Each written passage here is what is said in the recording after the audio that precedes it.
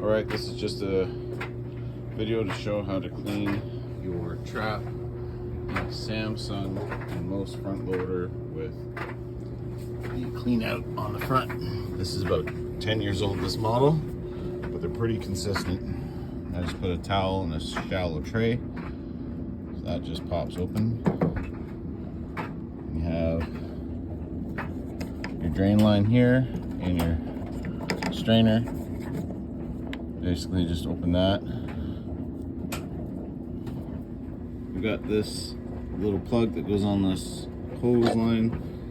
There is quite a bit that comes out first, so I'm gonna just pop that out. Holding it pinched, you can see that's the water just drains. It takes a little while.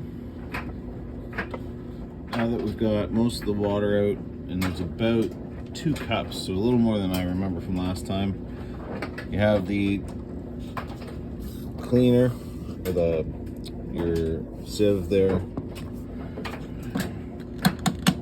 and this is what reveals all the treats.